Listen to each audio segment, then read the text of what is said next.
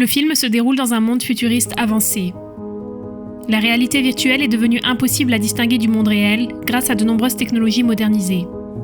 Une grande entreprise de technologie organise un jeu de réalité virtuelle exclusif sans révéler au public que ce qui se passe dans le jeu se passe également dans le monde réel.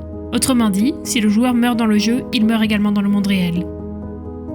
Un matin, 8 civils de New York sont appelés et ont la chance de gagner $100 000 à condition qu'ils acceptent de tester en version bêta un nouveau jeu de réalité virtuelle.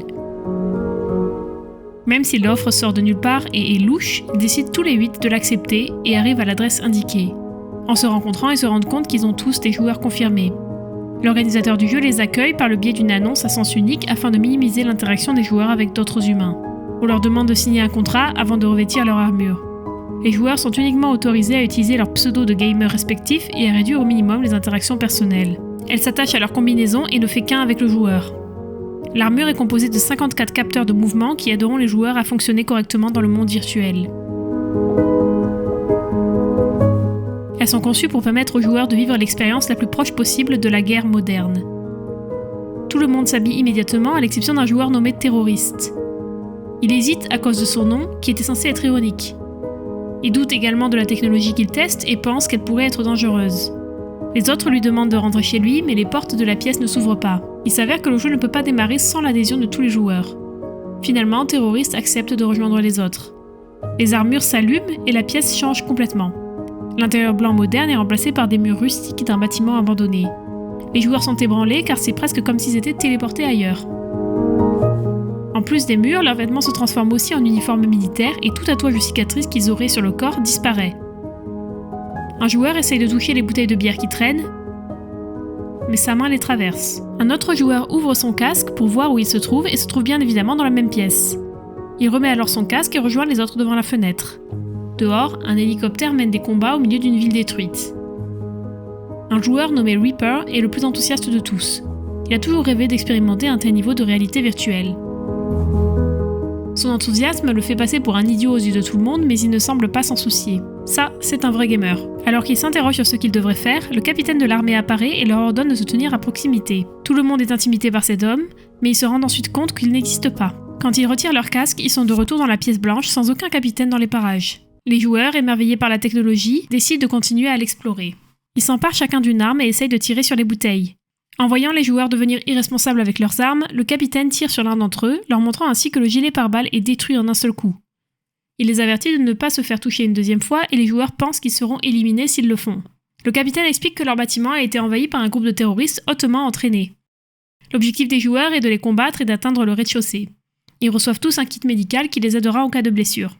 Le jeu commence au 25e étage et les joueurs commencent à regarder autour d'eux. Au début, ils sont trop impatients pour être prudents, jusqu'à ce qu'un terroriste apparaisse soudain devant eux. Shooter esquive les tirs et tue rapidement l'homme, révélant qu'il s'agit d'un soldat entraîné. Tout le monde est soulagé d'avoir quelqu'un comme lui dans le groupe. Ils sont également beaucoup plus prudents après cela. Ils continuent jusqu'au niveau 24 qui comporte une menace de haute tension. Ils obtiennent un tas de nouvelles armes car à mesure que les niveaux diminuent, les dangers eux augmentent. Un homme du nom d'Atlas est le premier à abattre un ennemi et est ravi de voir du sang sur le sol. Il devient plus violent à chaque tir et tue de nombreux adversaires.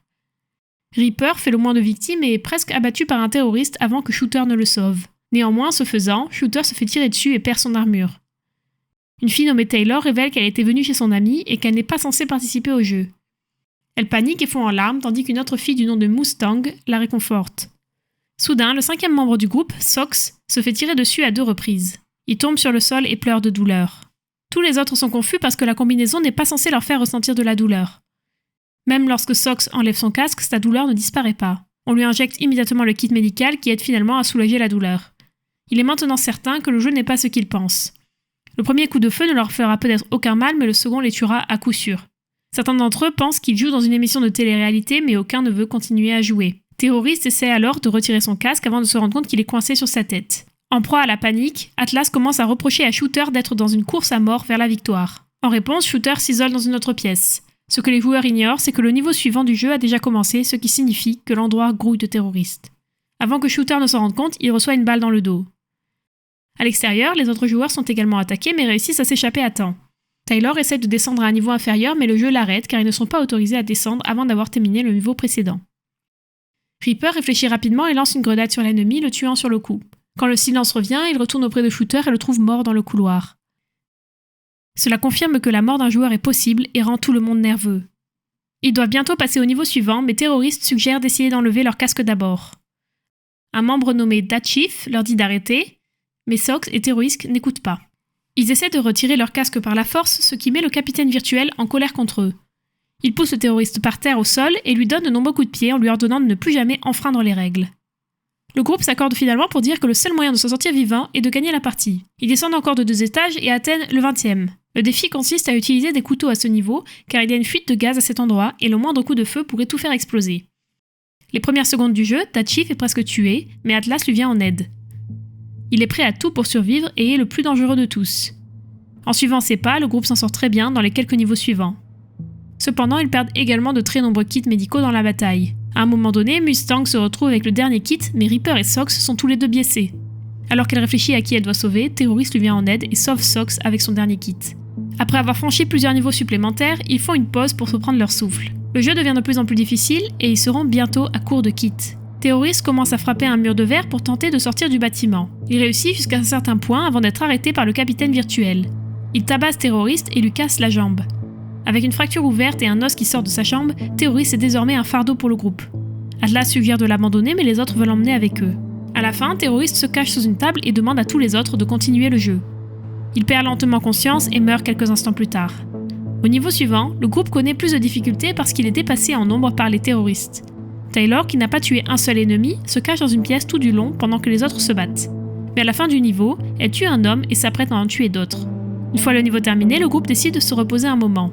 Pendant qu'ils discutent de leur vie en dehors du jeu, Sox se rend compte qu'aucun d'entre eux n'a de famille ou d'amis. Reaper n'a vu qu'une grand-mère atteinte de la maladie d'Alzheimer, la famille de Mustang vit à l'étranger, Datchief est orphelin, et Taylor n'est même pas censé être ici, et Atlas est divorcé. Si l'un d'entre eux meurt et ne rentre jamais chez lui, personne ne s'en souciera. Ce sont tous de vrais gamers. Cela pourrait signifier que les organisateurs du jeu les ont sélectionnés dans l'espoir de les voir mourir. L'information alimente leur colère et les prépare pour le prochain round.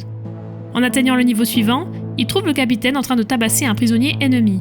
Il révèle qu'une bombe est branchée dans les fondations du bâtiment et que seul le prisonnier connaît le code pour l'éteindre. Leur prochaine tâche consiste à obtenir le code du prisonnier.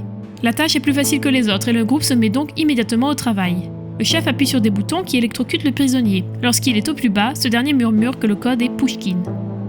Dès que Reaper saisit le code, les lumières s'éteignent. Lorsqu'elle se rallume, une voix les avertit que l'explosif a été déclenché et que le bâtiment explosera dans les 30 prochaines minutes. Atlas panique et commence à reprocher à Reaper d'avoir saisi le mauvais code. La seule façon d'arrêter l'explosion est de l'arrêter manuellement en allant dans le parking, ce qui signifie qu'ils n'ont que 30 minutes pour descendre les 9 prochains étages. Tyler tue l'homme qui leur a donné le mauvais mot de passe avant de demander à tout le monde de se dépêcher. Soudain, Atlas perd la tête et est tellement frustré qu'il commence à frapper Reaper. Il ne s'arrête que lorsque le capitaine leur donne l'avantage en leur ouvrant l'ascenseur. L'appareil s'arrête au 5e étage mais ferme avant qu'Atlas et Reaper aient le temps de sortir. Ils sont nerveux au début mais ils se rendent ensuite compte que l'ascenseur les emmène plus bas.